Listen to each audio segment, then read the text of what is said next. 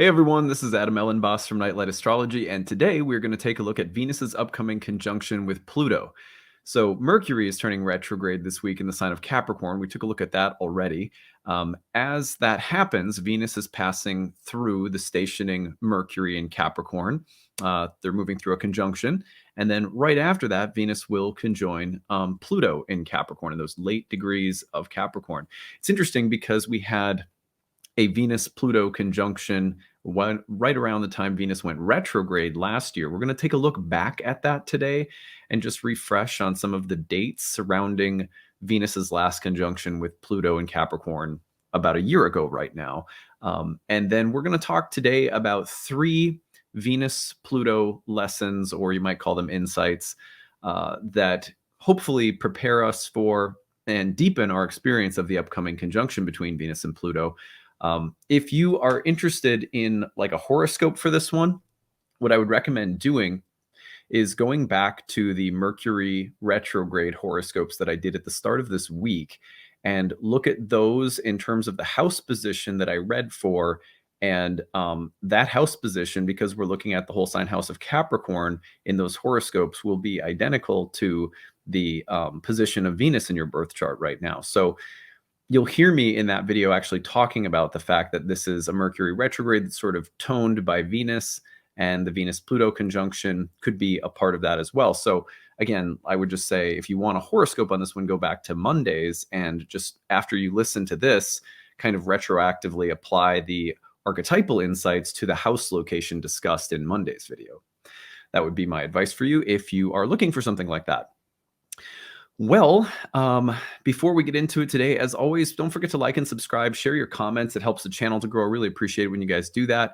You can find a transcript of any of my daily talks on my website, which is nightlightastrology.com. As you all know, we are in the process of trying to reach our goal for this year's Kickstarter. We have, as of the time I'm making this, we have 4 days left. So just 4 days left. That's it, just 4. And we have to get to 1,608 backers. That is our goal. So people sometimes ask, like, what is that goal based on? It's based on what we project the earnings to be if we beat our record from last year. So if we beat our record from last year, we should end up in the ballpark of what we did last year, which will enable us to meet all of our goals financially for this year. Kickstarter always asks you to set a basic goal in order for the project to be successfully funded. We always set that well below our actual target goal, because if we don't reach the actual target goal, you don't get any of it. So we set kind of like a basic goal to make sure that just the absolute bare minimum thing, like our expenses, are covered for the year in addition to what will be taken out in taxes and fees and stuff like that. So the goal that we're really trying to get to still is 1,608 backers. We know that if we get there, the way the numbers are tracking right now, if we get to that number, we will more than likely be set. And we could get there with fewer backers than that, but we are really hoping to also break our record from last year. It's just kind of a, it makes it fun, and it's a check for us knowing that we're growing our audience and stuff like that. So if you have not donated already, if you want to find the link, it's in the description of this video or the comments section. You click on that link to the Kickstarter, you go over there, you can pitch in anything, $5, $10. It's just a one-time donation. You can choose a reward when you donate. We have all sorts of exclusive talks and readings and lectures. There's an Astrology of 2023 calendar that tracks the transits I'm following on the YouTube channel. And then the best deal that I have is 50% off all of my online astrology classes. So I have a first-year class called Ancient Astrology for the Modern Mystic that starts in June and November of 2023.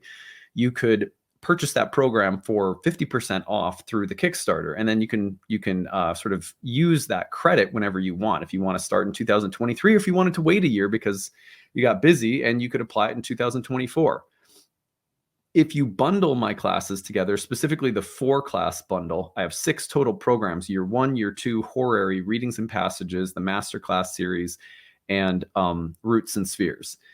All of those programs, any of those can be bundled. So any of the program bundles that you get, you can use those on any of the programs. And when you do that, the savings per class goes up significantly. So the 4-class pass is going to give you 75% off on the total cost of the course, almost 70. It's like just a little bit below 75%, but it's Really, really big saving. We made this deal as a special way of saying thank you for reaching 50,000 subscribers this year. So special deal. Don't forget to check that out. When you donate, don't forget that the big thing we're doing this year is we are trying to build a donation-based reading clinic, so offering affordable astrology services to people who otherwise couldn't afford them. So we're using a significant amount of the capital that we earned to get that off the ground this year. So we try to do some cool things and build the platform, build the audience, build the offering out, and make it just more serviceable and more do more cool things for people to grow this the astrological community. We feel like one of the things that the astrological world is missing, not because anyone's to blame, just it's something that we could do as astrologers, we could do a better job of, is finding a way of offering more affordable reading services for people. So that's our big goal this year. And when you help us, when you donate, whatever it is that you donate, whether you choose a huge, big reward like a class pack or just a $25 reward and get our calendar for the year ahead, you're helping us reach that goal. So we really appreciate it. Really banging the drum. We've got just a few days left, just 4 days left to go. We still need about 600 backers left. So big push. We need a big final push of support, and really a big, huge thank you to the 1,000 people approximately who have already donated. Really deeply thank you from me, my family, my team. We really appreciate you guys. All right. Well, let's take a look at this Venus Pluto conjunction. And I also want to take a look back at last year's Venus-Pluto conjunction. So here's Venus-Pluto December 31st. That is this Saturday. You'll see the two planets coming together in Capricorn. Now, if I go one day ahead, you're going to see that Venus has passed over. So this is from approximately Saturday, December 31st to January 1st, New Year's Day, that you're going to see Venus passing over Pluto. So be careful how much you are drinking or consuming. Be careful of the drama that could fire or flare up in relationships on New Year's Eve. It is it's a really deep and kind of intense transit of Venus and Pluto to be happening at a time where a lot of people are often drinking. And then you should, if you want to have fun and celebrate, you should, have a good time. But remember that if Venus and the Lord of the Underworld suddenly appear on Saturday and into Sunday this weekend, your astrologer told you. So just keep that in mind. But what makes this one really interesting was Venus-Pluto conjunctions or squares or oppositions are, they happen throughout the year as Venus basically tracks along with the sun. You're going to get them every year. The four major hard aspects are going to come through. So it's not like we're a stranger to this aspect, and it's pretty quick. But this one has some history. Let's go back 1 year. 1 year ago, right now, what was happening? Well, let's take it back just a little bit. And if you go to about the winter solstice of 2021, I want you to notice what is happening. So this is December 19th, 2021, about a year ago into the 20th, Venus turns retrograde. So basically right on the winter solstice or the Capricorn solstice, depending on which hemisphere you're in. Capricorn solstice, Venus turns retrograde in a conjunction with Pluto at approximately 26 degrees, about 1 degree off from where their conjunction is going to be this weekend. So this one has some history behind it. That conjunction between Venus and Pluto came through last year, December 24th, December 25th, December 26th, 7th, 8th, right about into that period. Now notice that at that same time, Venus and Mercury crossed paths as well. It wasn't too long after that we had a Mercury retrograde, although that one started in Aquarius and not until midway into January. We have a Mercury retrograde now that's about to take place this week at about the same place that Venus turned retrograde last year. So just some interesting parallels between what was happening last year at this time and what is happening now, especially with Venus, Mercury, and Pluto. So the first thing that I would recommend before we get into some of the insights and ideas about this transit for today, the first thing that I would recommend is just looking back and saying, where was I a year ago right now? what was that Venus retrograde in Capricorn like for me? And look at the whole sign house of Capricorn. And if you don't know, if you want to know more about the topics of that house, look back at my Mercury retrograde horoscopes that I did on Monday, because those horoscopes will focus for you on the whole sign house of Capricorn according to your rising sign. At least then you can have some sense of, what topics are involved, and that will help you refine your understanding of where Venus was last year in Capricorn and where Venus is about to be this weekend.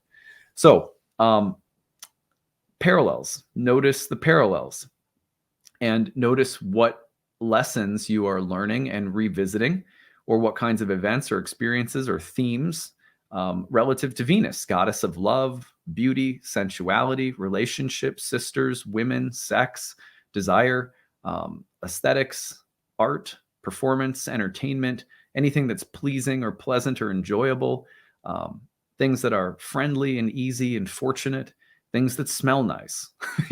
So think of Venusian things and think, what kinds of Venusian themes of birth and death, themes of rebirth, themes of transformation, encounters with the darker side of Venus, perhaps with Pluto, was I going through a year ago about this time, and am I now going through again? So that's what I would that's where I would begin this meditation in order to get the most out of the transit this weekend. Okay, so that's my advice there. Now what I'd like to do is move into 3 Venus-Pluto lessons, or you could call them insights. I'm not sure if they're lesson or not, but and these are things that I sat down, because I sat down and I started thinking about, like, what happens when Pluto transits Venus in people's birth charts? What do I see? What kinds of lessons are people generally learning? And across the board, like, if I had to predict what will a client learn during their Pluto-Venus square, conjunction, or opposition, for example, a hard aspect. This one's a conjunction in the sky right now, but in general, what do my clients tend to learn? What do they come to me to talk about? What kinds of emotions do they have? What kinds of events are typical? And as I thought about it, I came up with these 3 lessons or insights that I hope you will find valuable. Number 1 is that secrets are sacred. Secrets are sacred. One of the things that I have noticed that comes up during Pluto-Venus dynamics in clients' charts that I think is super applicable for any standard Venus-Pluto transit, even one that's, moving through the sky relatively briefly like this one, is that people will come to me and they will have a secret. Now there's let's just say it like this. There are 2 different things that I'm used to seeing when it comes to the type of secret that a person has that they will then share with me. One is a secret that they have been carrying for a very, very long time. For example, I wrote down just a few notes. I have had clients tell me that they are ready to reveal to family members that they are not of a heterosexual orientation, whether that's I'm gay or whatever else, just like that their parents don't know their real sexual identity. And so they've been holding that secret for a long time, living a life that's meant to keep that from certain people finding out. I've seen that a lot. Or people who are transitioning and making a really tough choice to be more like overt in the expression of their gender, and maybe risking the risking the abuse that they may suffer. Like, I'm going to make a transition and I've been holding this in. So the one kind of secret, basically, and those are 2 like kind of extreme examples. It could be that I've had an affair, I'm attracted to someone else. There's something I want to do, or there's something about my identity, or something I'm attracted to, something I desire, something that happened, and I've been holding the secret for a really, really long time. And there's nothing necessarily wrong about the secret. Like, most of the time when I think of this kind of secret, I think about a secret that usually out of guilt, shame, or fear has been held for a really long time. And it usually has something to do with who or what they are or love. Okay, so that's like one version of a Venus-Pluto secret. Now, the other version of a Venus-Pluto secret is going to be more like a transgression. So I mentioned affair. This would actually fit more under the second category. I did something. I said something. I have a thought that I keep inside, right? It's something that it's more like I have a clear a moral or a spiritual or an ethical blemish or deficiency. I effed up, I messed up somehow, and nobody knows it but me. I've been carrying this load, and nobody knows it but me. And it's kind of, I think it's funny because I think you could hear that and you could go like, well, what does that have to do with Venus?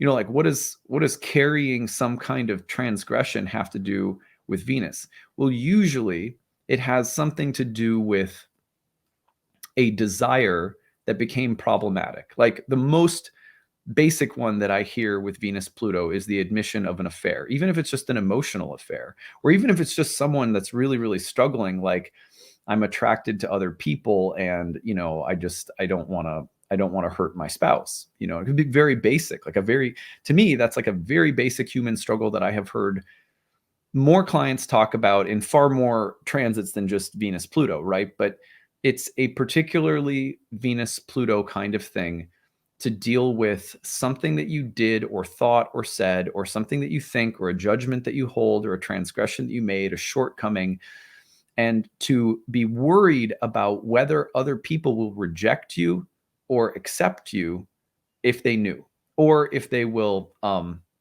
forgive you or show compassion, understanding, and mercy, or something like that. But a lot of this Venus-Pluto dynamic, this particular way of looking at Venus-Pluto, has to do with social acceptance or rejection, and why we carry what feel like secret sins or transgressions in light of what the social consequences might be. I hope that made sense. I think that made sense. So, all right. But in either case, I think I wanna just stand for secrets for a second. Sometimes, okay, let's be clear before I go on, making the case that secrets are important, that secrets are sacred. I want to say that some secrets are not. Some secrets need to be shared. Some things that are being hidden out of shame need to be expressed.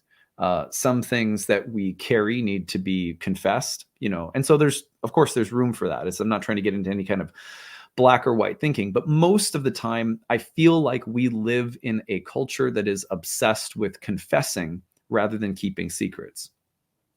Confessing, getting it off your chest, just telling everyone what you've really been thinking and really been going through. I studied confessional memoir writing in graduate school. And so, my channel is flavored with confessional storytelling. I love it. I am not trying to ridicule that at all. But sometimes I think that the best confessional storytelling is balanced. This is something that I actually wrote a paper about in graduate school, that good, like really good confessional storytelling, if you're reading a narrator, like a nonfiction narrator who's telling you something about themselves, there's a way in which they are concealing as they are revealing. So what does that mean? You get the feeling that as someone is sharing something with you, something secret, something they are confessing, a true part of themselves that they're sharing or showing, that just as they are sharing that, you get the feeling, the distinct, it's like tangible physical feeling that there are depths and mysteries and layers to this person that you didn't know were there before. And you get the feeling that there is a lot more to the person than meets the eye. So in other words, if the kind of storytelling I like when people share confessions is like, wow, that's a really revealing, beautiful, vulnerable thing to share. I also get the feeling in the way that this person shared it, in the selectiveness of the details or the tone of their voice or some other, art of storytelling, that this person has hidden depths, that there are many rooms in the mansion of this person's psyche. And there are drawers and cupboards and, bookshelves filled with things, and that they are carefully selecting things to share from those depths.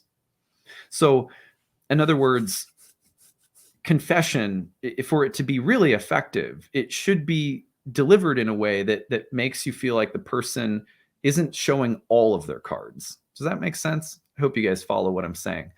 Um, if you've ever been on a date with someone and they try to share with you every single thing about themselves too quickly, you kind of get the feeling like, I need a little mystery here. You know what I mean? And so I think a lot of people will appreciate someone who artfully reveals portions of themselves as you're getting to know someone, as you're falling in love. It's like, oh, well, here's a little, here's that was, I learned something new about this person, and they don't share everything with me, not out of fear or paranoia, but because there's something sacred about holding a treasure chest of your own secrets. Now, secrets don't have to mean that a secret doesn't necessarily have to be damaging to someone. It doesn't have to be, it could be a transgression. It could be a sin. I think some of those sins make for the best secrets. Some of our own shortcomings that we don't make anyone suffer through but ourselves, like some of the things you mess up on and you just are like, you know what? I'm going to be the one to carry this. No one else is going to carry it for me. I'm not going to put it on anyone else. And I'm going to live with it. I'm going to live with the complicated feelings of having done something that I regret or whatever. Don't you feel like, I mean, I'm not talking necessarily about like, oh, I killed someone and buried a body. You know what I mean?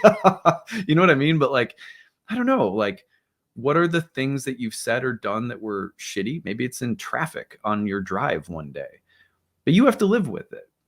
And living with it and not telling anyone, maybe it was a little bit of embarrassment, also not wanting to like put a burden on anyone else. There's something about carrying secrets, whether they are transgressions or any other kind of secret, that gives us depth. There's an interiority that's created in our lives when we live with a healthy amount of secrets. There should be rooms filled with secrets in the psyche. Now,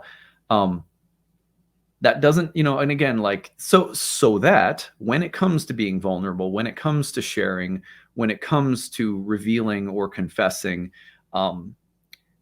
there's a feeling that it is actually special. When there's just a constant, like, let me just be vulnerable and open and share every last thought and feeling and experience like that all the time. It's like someone who's always pouring their cup out. There's never anything in the cup. Then you're going to be thirsty. And I think sometimes we mistake the idea of being vulnerable and of like sharing constantly. We think that that's always a good thing. And sometimes, of course, it is. But other times we're depriving ourselves of a richness that can only be experienced, that can only nourish us and support us because we've kept the lid on the alchemical vessel. We've kept some things inside just for us. It could be a mistake. It could be a pleasure, So, but when I talk to clients during Venus-Pluto transits, I often see, like time and time again, that they will deal with their secrets, their good ones, their bad ones, anything, all those ones they've been carrying for a long time, ones they've been carrying for a short time. And there may be an occasion with Venus-Pluto to share a secret, to reveal something that's been hidden, to purge ourselves. I think also there is a time to be transformed because we choose to carry something rather than to feel the need to spill it. We have to let it cook inside of us somewhere. And that's, to me, these are very Venus-Pluto dynamics, as well as the choice of whether to share it or not. It's not like there's one right or wrong choice in every situation. It's different. A few words that I thought you guys would find interesting. James Hillman said, why do we focus so intensely on our problems? What draws us to them? Why are they so attractive? They have the magnet power of love. Somehow we desire our problems. We are in love with them as much as we want to get rid of them. Problems sustain us. Maybe that's why they don't go away. What would a life be without them? Completely tranquilized and loveless. There is a secret love hiding in each problem. So I want to encourage you guys to just consider, maybe it's time to release a problem, to let it go, to solve it, to transform it in a very overt, cathartic manner, which is a very Venus Pluto thing. But the other side of it that I don't think I've ever really talked about, and I realized this as I was writing today's talk, it was like, sometimes it's really important to choose to keep a secret and to let it cook inside of you. And keeping a secret, maybe it's a transgression, but maybe it's just some basic thing. And in other words, a secret doesn't have to be about someone or something that you're keeping from someone. It's just something that you choose to keep for yourself. A thought, an idea, an experience. So I encourage everybody to just think about the idea that what you choose to keep right now inside and what you choose to internalize can become a really rich treasure. Our secrets become our hidden source of strength, even when our secrets are our problems or our failures or our embarrassments or our pleasures. Sometimes I'll take pleasure in, something my kids do. It'll be really random. And I've noticed that, sometimes it's like I want to share them with my wife, and we both do that, and I love doing that. Sometimes I'll just keep something though that really makes me happy that I see my kids doing, and I won't tell anyone. And for as many days as I've sat here trying to think of what to say and what stories to share, there has had to be many, many times where I have said, nope, I'm not going to share that one. I'm just going to keep that one for me. So anyway, I encourage you guys to think over the sacredness of secrets. Number 2. Oh, by the way, yeah, we'll come back to that in a minute. Number 2, blemishes are beautiful. Venus Pluto loves to bring up the idea of something getting stained. Like Venus Pluto, for example, several times when Venus was in aspect with Pluto last year, I was looking back and I was like, well, what did I experience? Well, one of the things I experienced was house training our dog. We got a puppy last year, little Cabochon. I don't know if you guys know what those are, but they're like these little white fluff balls. And my kids love this little Cabochon. Anyway, we were, potty training the dog, and our furniture and, rugs and carpets and stuff were, constantly getting cleaned or whatever, because the puppy was having accidents as she was learning. She was learning the rules of the house. But luckily, we have an older dog. And our older dog was really helpful, because it's like we take her out to go to the bathroom, the puppy follows. So, it's like handy having that around. But I noticed that the furniture, the rugs, the smells, the grossness, the poop on the floor, Venus Pluto. Venus Pluto often comes up when something is damaged or tarnished, especially something that is supposed to be beautiful. A beautiful dress is ruined. Now, there was a movie that I saw, and I thought this was about the most Venus Pluto movie ever. Hold on, let's see if I can find it. Yeah. This movie that I saw was called Mrs. Harris Goes to Paris, and I watched it with my wife. Mrs. Harris Goes to Paris. I'm not going to give it away, but it is very much a story about beauty and blemishes. And it's an intensely Venus and Pluto kind of story, in my opinion. So if you want a good movie to watch over the weekend, that embodies Venus and Pluto, it was a delightful movie. I don't love, I would call them chick flicks. I know, sorry, that's offensive, but that's what I would call them. And but I like watching things with my wife because she suffers through, I make her watch stuff. So I watch what she wants. We trade off. But I loved this movie. I thought it was really good. And I would highly recommend it. It was a magical and, to me, very Venus-Pluto kind of movie. There's other archetypes too, not just Venus-Pluto, but Venus-Pluto was like one of the big players in this movie. The idea behind Blemishes Are Beautiful goes like this. I have a client that comes to see me, and they will have, for example, something in their life. They'll be dealing with the idea that something in their life is ugly.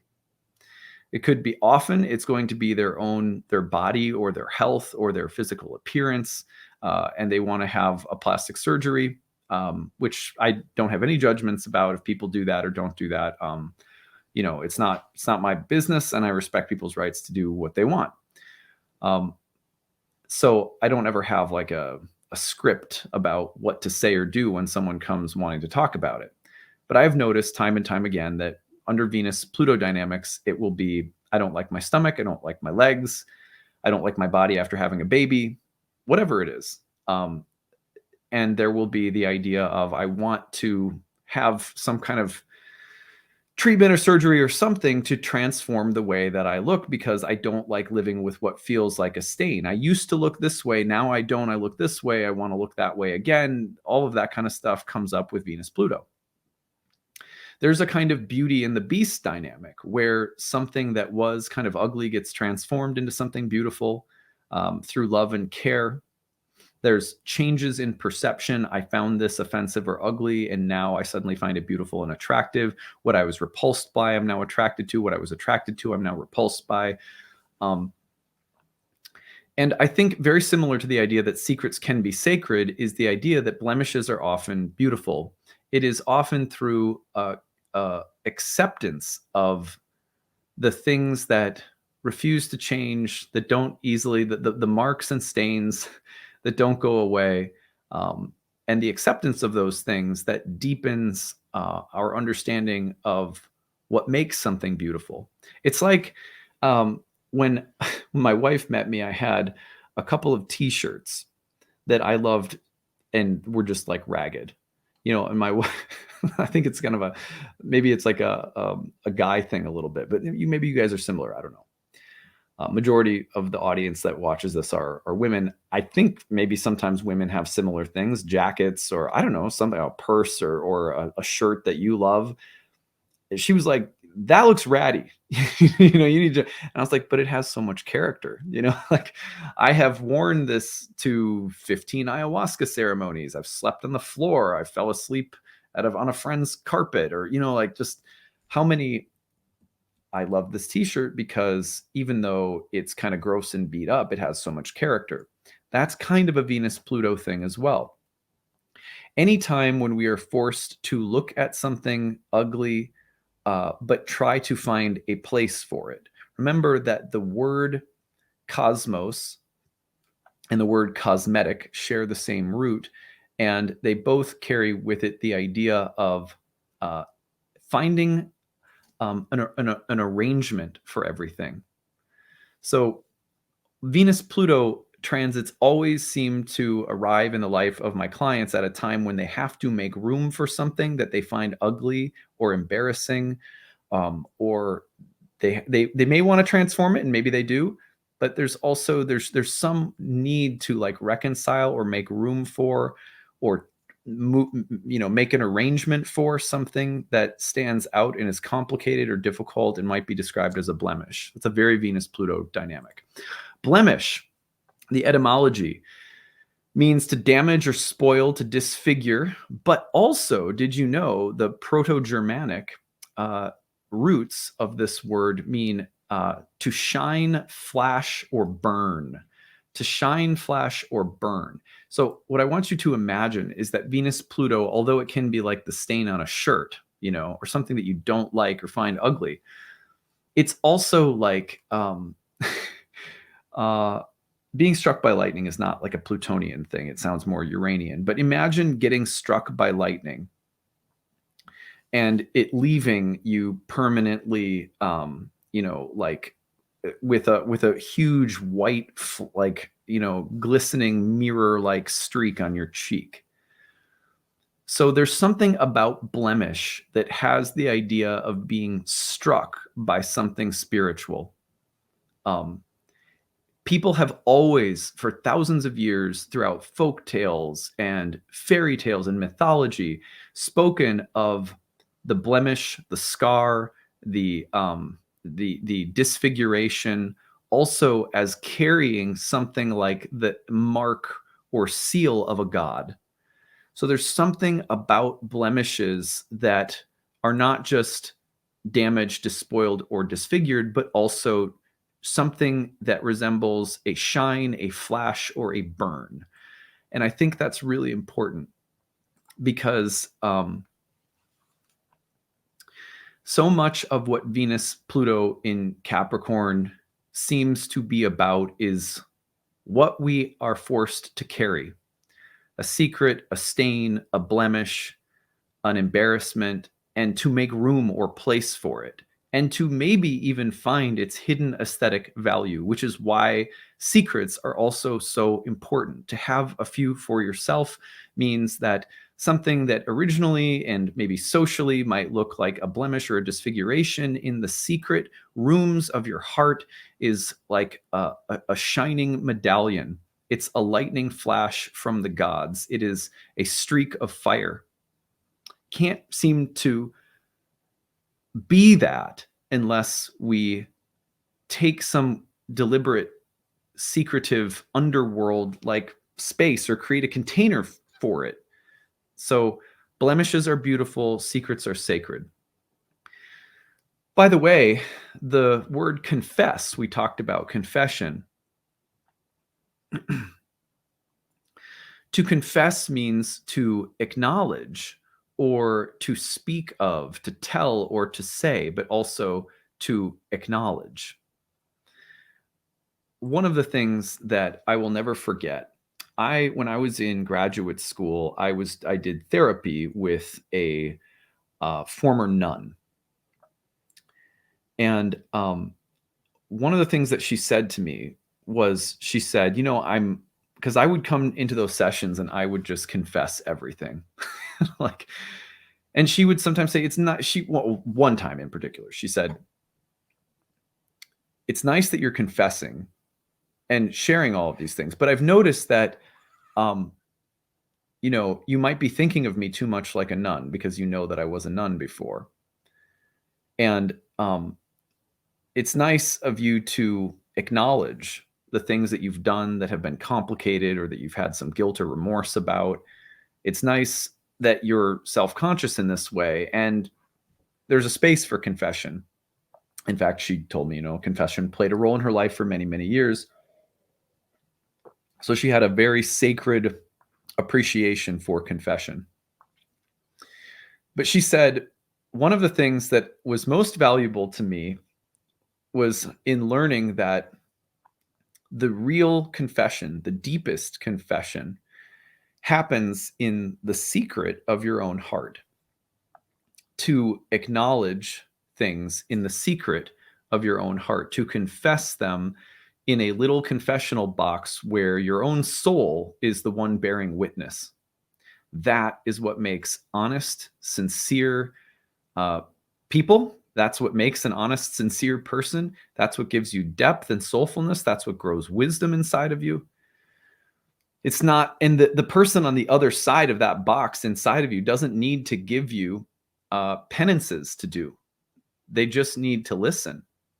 And you just need to bear witness to your own acknowledgement within. And I remember when she told me that, it was really deeply life-changing. I also talked about carrying things. The word carry means to gain victory through effort or to bear up and support. To gain victory through effort or to bear up and support. Some of the most beautiful things that Venus, Pluto will give us will be the opportunities to carry something within, deeply within, because the temptation to go and try to resolve ourselves or resolve something in the court of public opinion or in the court of a relationship or our social standing, our reputation, that's always there. And that world is, in my opinion, there's no shortage of us participating in that world and trying to develop a sense of identity that passes the grade in the social reality. There's a place for that, and it's an important one. It is a sacred one on its own.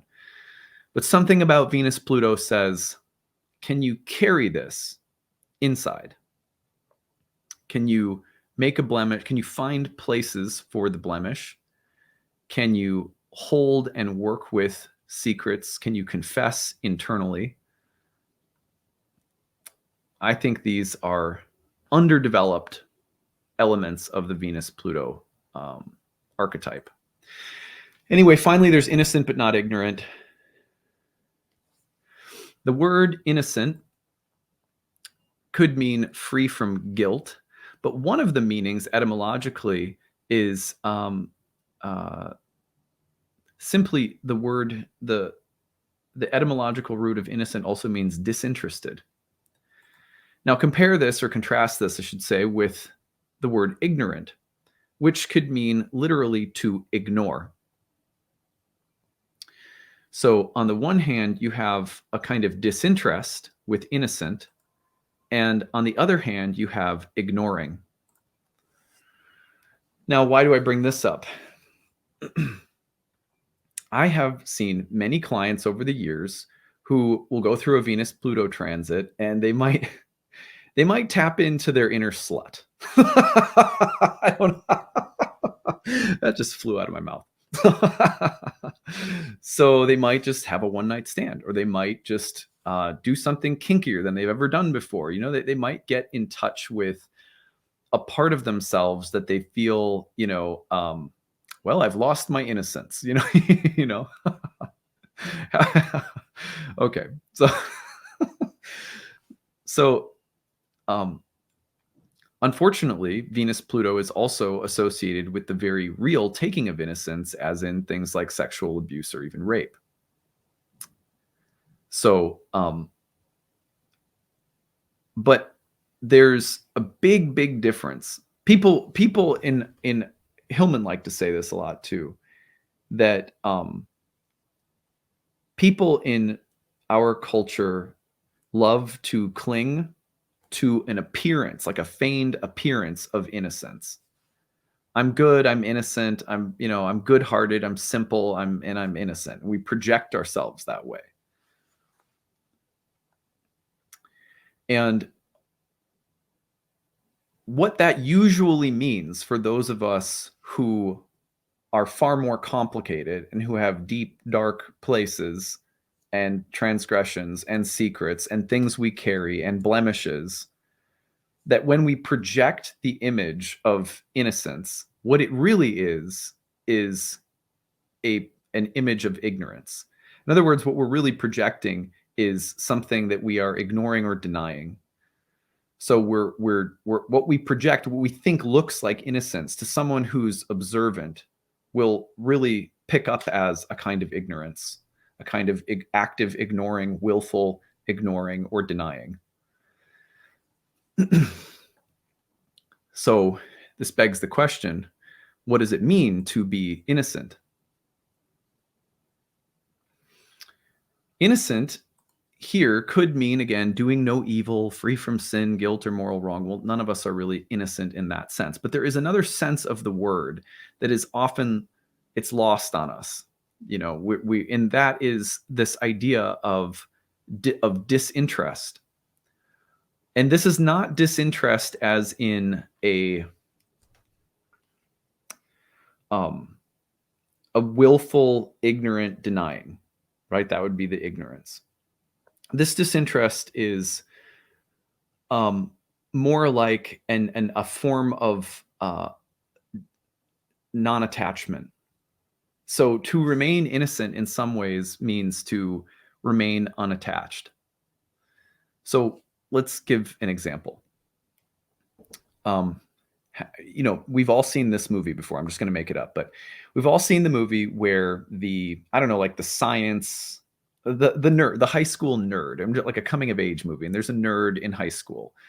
Okay. And it probably could have been, me or you or anyone, whatever. So no judgments here, but just someone who was like, maybe the teacher's pet, they did really well in school, but they absolutely were not in touch with, like having sex or even kissing someone or whatever. Well, in this movie, at the party, they get wasted. They become the complete life of the party. They get laid. Like, you know what I'm talking about? You've seen this movie before. There's some movie that's like this, right?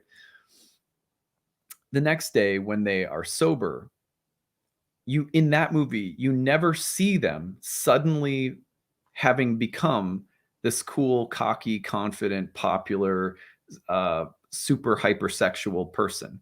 No, they return to being something like what they were before.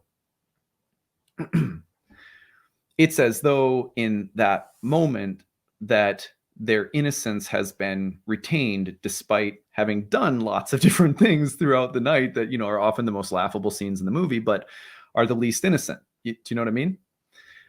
But it's somehow in the fact that there's not an attachment, that the character's identity is not getting attached to all of those events and things, that we end up seeing them as largely the same kind of nerdy looking character the morning after. Now, that's just a stupid example, but oftentimes what I try to convey to my clients when they come in during a Venus-Pluto transit and they try to describe, okay, I had this experience and I feel like I've lost my innocence. I feel like they feel suddenly like a bad person on some level because of something that happened. Again, super Venus-Pluto thing that a lot of clients deal with. And I try to say, look, your innocence is, your innocence really just has to do with being able to accept what happened and to have a kind of healthy, non-egoic detachment, like a healthy disinterest. It's a bizarre thing that the word innocent has within it the connotation of like some sort of healthy, detached disinterest. I'm just innocent here. Haven't you ever done something and the best possible response you had when something kind of shitty or crazy flew out of your mouth was like, well, that was nuts, but you don't stay attached to it. You stay sort of disinterested in the fact that you just did or said something that you shouldn't have or that was embarrassing or whatever, but you just let it go. There's a way in which when you let go of things, you retain your innocence. And so many times the Venus-Pluto lesson is, well, that happened. And maybe the illusion of innocence that you were living with has been shattered. But real innocence is always there. It's a state of consciousness that's never inherently yours or can be taken away from you. It's when you just move into like this kind of beginner's mindset and you just allow for things to be what they are with a healthy level of unattachment. You let things keep going. That innocence is something we can always choose and return to, no matter what happens. And it is not at all the same as ignorance, which is a willful denying of something that happened or the projection of some kind of image of innocence that's rooted in the attachment, right? Because when you're attached to something that happened that was complicated or dark or blemished or whatever, you'll try to create an illusion. Well, look at how nice and sweet and perfect I am, and there's a way that the less you try to do that, the more that you'll actually embody that. Something about this transit brings this dichotomy up between innocence and ignorance. I hope I've been able to get at it or talk around it in a way that is helpful. But I'm not sure. I just don't know. I have a little bit of cookie holiday hangover at the moment. It's some really good cookies. Oh my God. Anyway, I hope you guys are having a good week. Don't forget, we have to rally the support, a ridiculous number of backers we still need, 600. Actually, we've got 1,000 already. That's really, really good. I think, we can get there. I've seen The last 4 or 5 days of the Kickstarters are oftentimes when we have the biggest turnout. I still think we can get there. I'm going to hold on, hope, and bang the drum for support for this channel and all of the good projects we have until the clock runs out. So thank you to everyone who's already donated. If you have not, find the link in the description and comments below. Pick up one of my classes. Come study with me.